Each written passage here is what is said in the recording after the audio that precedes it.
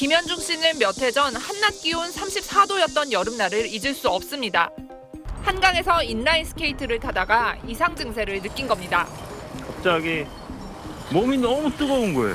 손가락에 이렇게 막 오그라들더라고요. 발가락까지 심장이 막 뛰고 막 숨이 잘 안 쉬어지고. 쓰러져 있는 김 씨를 동료가 발견해 간신히 의식을 찾을 수 있었습니다.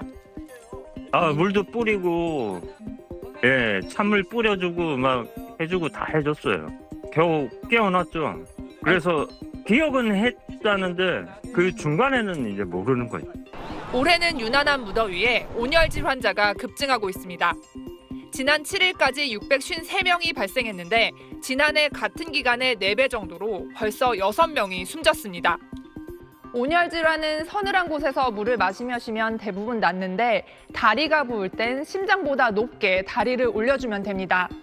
그런데 몸속 수분과 염분이 일정 농도 아래로 떨어지고 머릿속 체온 조절 중추가 고장날 땐 빨리 치료받지 않으면 목숨을 잃을 수도 있습니다. 열사병인데 두통과 어지럼증, 구토로 시작해 체온이 40도 넘게 올라가지만 오히려 대부분 땀은 나지 않습니다. 이럴 땐 물과 얼음으로 몸을 차갑게 하고 빨리 병원에 가야 합니다. 알코올이나 아니면 카페인이 든 그런 음료들은 이뇨작용이 있기 때문에 피하는 게 더 중요하고요. 의식이 저하되면 흡인을 할 수가 있고 무리하게 이제 음료를 준다거나 뭐 이런 행동은 조금 오히려 위험할 수가 있으니까 해열제를 먹어도 큰 효과가 없는 걸로 알고 있습니다. 무더위에 외출할 땐 물을 더 자주 마시고 이상 증상이 느껴지면 체온부터 빨리 낮춰야 합니다. SBS 유승현입니다. 지하주차장 진입로를 타고 폭포수처럼 쏟아지는 빗물. 출구를 향해 줄지어 올라가는 차들 사이로 마치 소용돌이 치듯 움직입니다. 11호 태풍 흰남노로 가장 큰 인명피해가 발생한 곳은 포항 아파트의 지하주차장입니다. 수도권에 115년 만에 기록적 폭우가 쏟아진 지난달에도 강남의 한 건물 지하주차장에서 40대 남성이 빠져나오지 못해 결국 목숨을 잃었습니다. 대형 재해, 특히 비 피해가 클 때마다 지하주차장에서 인명피해가 발생하는 일이 최근 반복되는 겁니다.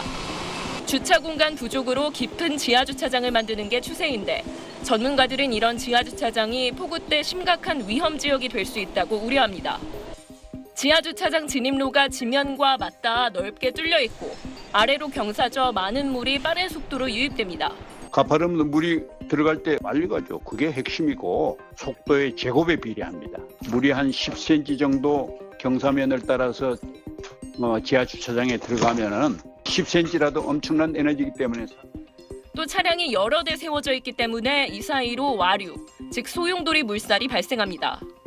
배수마저 쉽지 않다 보니 물이 들어차기 시작하면 이미 위험한 상황이 돼버립니다. 국립재난안전연구원에서 실증 실험을 한 결과 지하 공간에서 물이 성인 정강이 높이까지만 들이차도 이 물살 때문에 대피하는 데 어려움을 겪었습니다. 그리고 무릎 바로 밑까지 물이 들이차면 남녀를 불문하고 대피하는 게 불가능하다는 결론이 나왔습니다. 이 출입문을 여는 것 자체가 수압 때문에 불가능하다는 겁니다. 이런 이유로 물이 차기 시작했다면 곧바로 지하주차장에서 빠져나오는 게 가장 안전합니다. 주차장 출입구에 차수판을 설치하는 게 효과적인 대안으로 거론됩니다.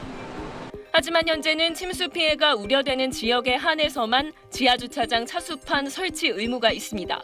내가 설치를 하고 싶다. 그럼 그런 분들이 설치를 할 수 있게끔 용이하게 기술적으로나 혹은 또 비용적으로나 이런 부분들을 지원해 주는 게 훨씬 더 효과적이겠다라는 부분. 지하주차장에 설치된 배수 펌프의 용량을 늘리는 것도 위험을 줄일 방안으로 제시됩니다. SBS 하정은입니다. 네, 이번엔 방재 전문가 모시고 피해를 줄이기 위한 행동 요령을 자세히 알아보겠습니다. 이영주 서울시립대 소방방재학과 교수님 나오셨습니다. 교수님 안녕하세요. 안녕하세요. 네, 흰남노가 지금 부산, 울산 쪽을 통과하고 있는데 네, 현 상황에서 피해를 줄이기 위한 가장 중요한 건 뭐가 있을까요? 네, 일단 부산은 울산 그리고 지금 포항 지역까지 굉장히 많은 비가 지금 내리고 있거든요. 그래서 바람 피해보다는 지금 이제 이 집중 강우에 의한 침수 피해 이런 것들이 상당히 많이 발생할 것으로 보입니다. 그래서 일단 그 지역 주민분들 이런 분들은 오늘 오전까지 강우가 멈출 때까지 또 태풍이 빠져나갈 때 이전까지는 가급적 외부 활동을 최대한 자제하시고 실내에서 안전한 상황에서 조금 기다리시는 게 오히려 좋을 것 같고요.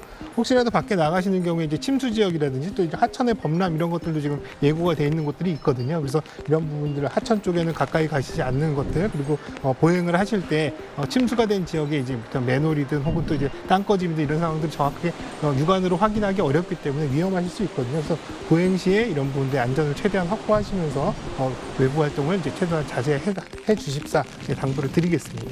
예, 태풍 일단 이제 육지로 상륙하니까 이제 태풍 이동하면서 피해가 계속 늘어날 수도 있을 것 같은 생각이 드는데 가장 중점적으로 피해 대비를 해야 되는 부분 어떤 겁니까?